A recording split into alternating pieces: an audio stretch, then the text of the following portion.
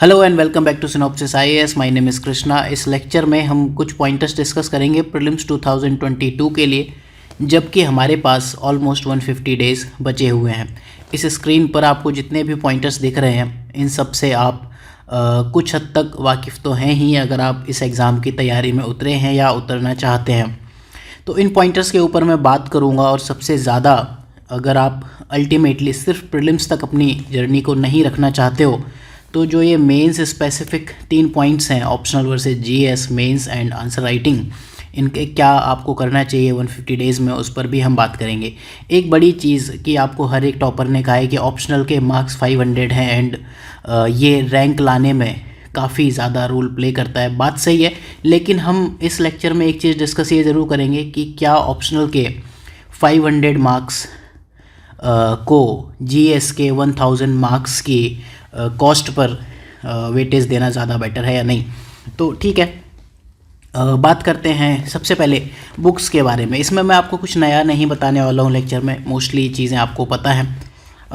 Books में अगर मैं सब्जेक्ट्स की बात करूँ तो आप जानते हो हिस्ट्री में 4 तरह की हिस्ट्री होती हैं: art and culture, ancient, medieval and modern. इसमें आपके पास ऑलमोस्ट सोर्सेज हैं, बुक्स हैं, कोचिंग के मटेरियल हैं। अगर आपने कोई कोचिंग ज्वाइन की है तो आपके पास नोट्स होंगे डेफिनेटली, अदरवाइज़ आप दिल्ली में रहते तो कुछ ना कुछ आपको कंटेंट होता है।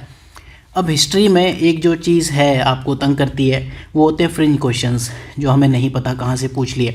उसके लिए मैं आपको सिर्फ एक चीज़ कहूँगा कि मल्टीपल बुक्स पढ़ने की नीड नहीं है, अननोन टेस्ट सीरीज़ पर जाने की भी नीड नहीं है। Better to go for past 25 years previous year questions. आपको एक पैटर्न पता चलेगा कि हिस्ट्री में क्या क्या पूछा है, किस तरह के क्वेश्चंस पूछे हुए हैं, क्या पैटर्न है, क्या पढ़ना है और क्या छोड़ देना है। हिस्ट्री में ये चीज़ काफ़ी इंपॉर्टेंट रोल प्ले करती है। दूसरा सब्जेक्ट है पॉलिटी। पॉलिटी अगर आप देखो तो जो क्वेश्चंस हैं पॉलिटी के, इनफैक्ट आप 3 पार्ट में पॉलिटी देख सकते हो। गवर्नेंस के साथ भी दिखती है, स्कीम्स में दिखती है, प्लस करंट अफेयर्स में दिखती है, और साथ में पॉलिटी, और साथ में इंटरनेशनल रिलेशन अगर आप देखना चाहो तो वहाँ भी कुछ पॉलिटी है। इसके लिए फ़िलहाल लक्ष्मीकांत प्रीलिम्स के लिए काफ़ी सफिशेंट होती है बुक, बट अभी अगर आप क्वेश्चंस देखो तो सिर्फ लक्ष्मीकांत से बनते नहीं हैं। उसका एक सॉल्यूशन आपको मैं दे सकता हूँ। आप सिनॉप्सिस आईएएस की वेबसाइट पर जाकर फ्री रिसोर्सेज सेक्शन में ये लक्ष्मीकांत की समरी डाउनलोड कर सकते हैं। इसमें Laxmikanth plus PM Bakshi plus NCERT और जो अप्लाइड पार्ट हैं उसमें आपको मिलेंगे। मेंस के लिए भी अच्छी है, फ्री है, और लक्ष्मीकांत का टोटल रिप्लेसमेंट है आपको। इसके बाद जो मेजर सब्जेक्ट है इकॉनमी में बहुत से लोगों से मैंने पिछले कुछ दिनों में बात की। लोगों के डाउट होते हैं कि पढ़ें कहाँ से। काफ़ी अच्छी फैकल्टीज़ हैं यूट्यूब पर, पेड अनपेड हर तरह की फैकल्टीज़ हैं, फिर भी हम इकॉनमी नहीं समझ में आती। तो इकॉनमी के लिए मैं ये कहूँगा कि बेसिक्स के लिए जो भी आपको टर्म्स क्लियर कर दे, ऐसा कोई भी सोर्स आप पढ़ सकते हो, चाहे वो एनसीईआरटी हो, Ramesh Singh I think, and 2-3 और भी बुक्स हैं। मृणाल सर के बेसिक्स भी आप फॉलो कर सकते हो। बट इकॉनमी में जो ज़्यादातर क्वेश्चंस आ रहे हैं वो करंट अफेयर्स के हैं, अप्लाइड हैं, करंट प्लस स्टैटिक के अप्लाइड हैं। इसमें जो आपको क्वेश्चंस दिखेंगे, तो इस वजह से करंट और स्टैटिक के अप्लाइड होने की वजह से क्वेश्चंस थोड़े से टफ होते जा रहे हैं। देन अगला जो टॉपिक है इन्वायरमेंट है। इन्वायरमेंट प्लस एग्रीकल्चर, ये हमेशा से थोड़ा सा टेढ़े ही क्वेश्चंस रहे हैं। एग्रीकल्चर अगर आपको ढंग से करना है प्रीलिम्स के लिए तो मेंस का एग्रीकल्चर मटेरियल आपको डेफिनेटली फॉलो करना चाहिए। ज्योग्राफी से हमेशा ही टेक्निकल क्वेश्चंस आते हैं, अगर आपको आता है तो ठीक है, नहीं आता तो फिर आप बहुत ज़्यादा कुछ नहीं कर सकते। और लास्ट जो मेजर सब्जेक्ट है वो है साइंस एंड टेक। इसके लिए मैं अगेन आपको एक ही चीज़ फिर से कहूँगा, कोई सोर्स मार्केट में बहुत अच्छा है नहीं। सिनॉप्सिस का जो साइंस टेक है, ये फर्स्ट एडिशन जो मैंने निकाला, आप इसको यूज़ कर सकते हो। सीसेट के लिए इस वाले मैथमेटिक्स फार्मूला और जो यूट्यूब पर इसका लेक्चर है आप देखोगे, उसके हर पेज से या हर दूसरे पेज से, हर दूसरे टॉपिक से ऑलमोस्ट एक क्वेश्चन पूछा हुआ है। तो ये अराउंड 15-16 पेज का पीडीएफ है। सीसेट के लिए आपको इसको डेफिनेटली फॉलो करना चाहिए। सीसेट एक गेम चेंजिंग सब्जेक्ट होता जा रहा है। रीज़न यही है सीसेट में लोगों के फेल होने का, क्योंकि हम सीसेट पढ़ते नहीं हैं, और जब हम पढ़ेंगे नहीं तो डेफिनेटली उसमें फ़ेल होना बनता है। दूसरी बात करते हैं टाइम, कि क्या हमारे पास सफिशिएंट टाइम है। तो 150 दिन है। इसके लिए मैं सिंपल आपको एक रोमन फार्मूला बताता हूँ, रूल ऑफ 1000 आवर्स। अगर आप 1000 घंटे किसी चीज़ पर काम करते हैं तो वो आपको सक्सेस की तरफ ले जाता है। This is known as law of success. अब मैं इस लॉ ऑफ सक्सेस को, अगर आपके पास प्रॉपर गाइडेंस अवेलेबल है, then this applies to 1000 hours prelims plus mains plus interview. अगर मैं 150 days and 6 hours per day पढ़ लूँ तो मेरे पास 900 आवर्स होते हैं। प्रीलिम्स में अच्छा खासा स्कोप मेरे पास है काम करने का। अगर आप सिनॉप्सिस के कोर्सेज देखो तो प्रीलिम्स अप्रॉक्सीमेटली 100 आवर्स में कवर्ड है। तो अगर आप इस लेवल के गाइडेंस पर जा सकते हो, या इस लेवल का गाइडेंस आपको अवेलेबल है, इस लेवल के नोट्स आपको अवेलेबल हैं, चाहे सिनॉप्सिस के थ्रू या किसी भी और कोचिंग के थ्रू, तो डेफिनेटली प्रीलिम्स आपके लिए बहुत टफ तो नहीं होना चाहिए। हालांकि जो चेंजिंग पैटर्न है यूपीएससी का, उस पर हम अगले कुछ लेक्चर्स में बात करेंगे कि क्या क्या चेंजेस हुए हैं, क्यों हुए हैं, और आपको उसमें क्या क्या चीज़ें ध्यान रखनी है। ये एक जनरल वीडियो है जिसमें मैं बहुत ज़्यादा कुछ चीज़ें डिस्कस नहीं करने वाला हूँ apart from this point. Syllabus से आप बहुत अच्छे से वाकिफ़ हैं। मैं यही कहूँगा कि प्रीलिम्स का अगर सिलेबस आपको नहीं समझ में आए तो हर सब्जेक्ट के लिए, प्रीलिम्स में सपोज़ अगर इन्वायरमेंट लिखा है आपको नहीं समझ में आ रहा, तो मेंस का सिलेबस यूज़ करो उसको एक्सपेंड करने के लिए।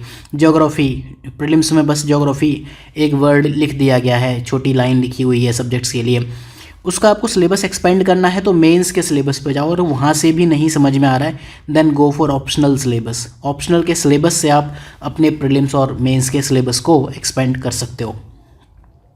एक चीज़ है कि टेस्ट सीरीज़ दें ना दें, मेरा पर्सनल इसमें आपको ये कहना है, go for prelims previous year papers. आज के टाइम में अगर आप क्वेश्चंस देखो तो कोई भी कोचिंग टेस्ट सीरीज़ चाहे कितने ही अच्छे क्यों ना बना ले, यूपीएससी के बराबर लेवल पर तो नहीं पहुंच पा रही है, चाहे वो सिनॉप्सिस की क्यों ना। उसके कई रीजंस हैं, उन रीजंस पर हम कई बार बात कर चुके हैं। मैं फिर से अभी तो फ़िलहाल बात नहीं करना चाहूँगा। मैं यही कहूँगा कि अगर आप 25 ईयर्स के प्रीलिम्स के PYQ सॉल्व करते हो तो डेफिनेटली वो किसी भी टेस्ट सीरीज़ से बेटर है।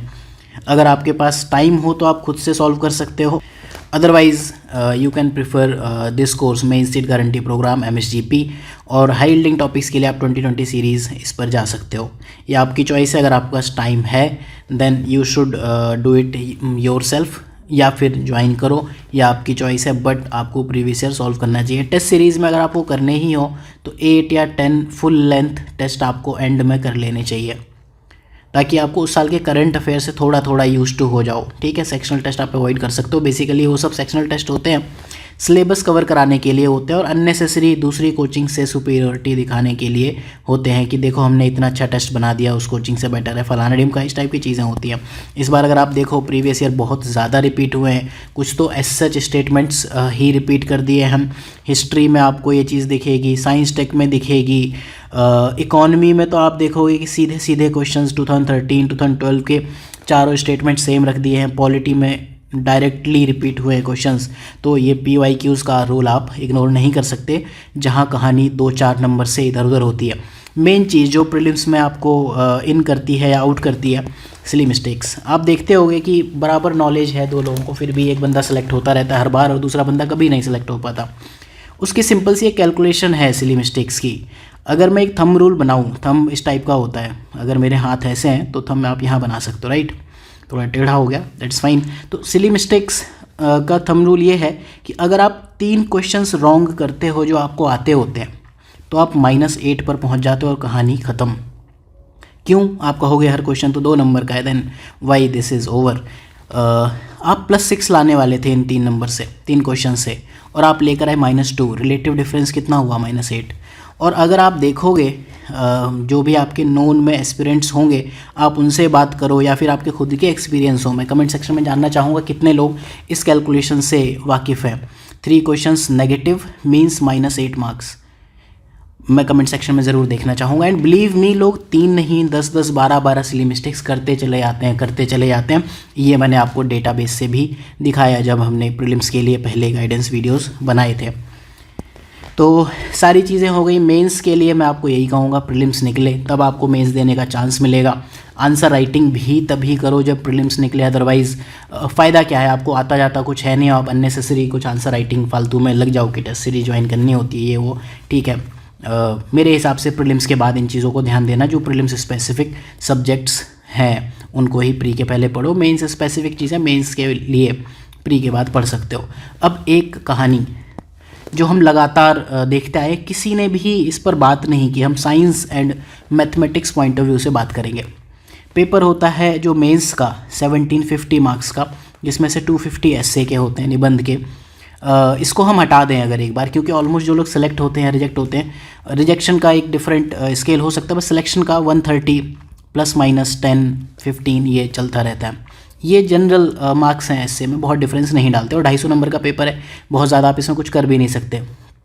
ठीक है, एस्से में बहुत अच्छे मार्क्स वो लोग ला सकते हैं जो वाइड रीडिंग जिनकी की हुई होती है। वाइड रीडिंग का मतलब ये नहीं कि आप लक्ष्मीकांत पढ़ ली, PM बख्शी पढ़ ली, then that is known as wide reading. Wide reading मतलब लास्ट 1 साल में मैंने कुछ जो हैबिट डेवलप की है, ये हर वीक में एक बुक पढ़ना। अगर आपके पास टाइम नहीं तो आप बुक समरीज़ सुन सकते हो, अदरवाइज़ कुछ बुक समरीज़ पढ़ सकते हो आप वेबसाइट्स पर जाके।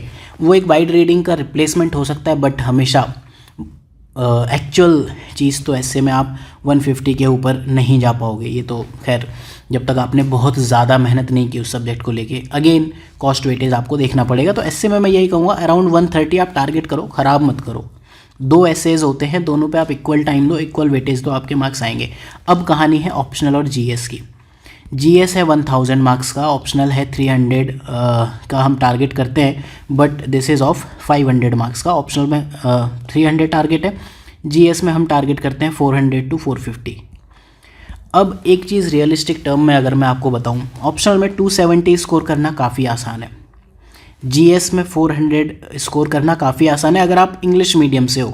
यहाँ पर मैंने डिस्क्लेमर दे दिया, अगर आप इंग्लिश मीडियम से हो। हिंदी मीडियम में तो अगर आप देखो टॉपर्स हैं वो भी 400 के लिए तंग हो जाते हैं, और इंग्लिश मीडियम में एवरेज स्टूडेंट्स भी 400 ले आते हैं। तो अभी फ़िलहाल मैं इन मार्क्स की बात करूँगा जो भी है। 270 से 300 जाने में और 300 से 320 जाने में मेरे खुद के एक्सपीरियंसेस हैं। आपको अपना स्टडी मटेरियल डबल मल्टीप्लाई करना होता है। आप जितने ज़्यादा मार्क्स एम करते जाओगे, आपको ऑप्शनल में उतनी ज़्यादा मेहनत करनी है, और डिफरेंस आपको 10, 15, 20 नंबर का दिखेगा। एंड बिलीव मी, उतना ही डिफरेंस अगर आप 1000 के इन 4 GS पेपर्स के लिए कर दो, GS 1, 2, 3, 4, जिसमें कि टोटल 25 सब्जेक्ट्स हैं।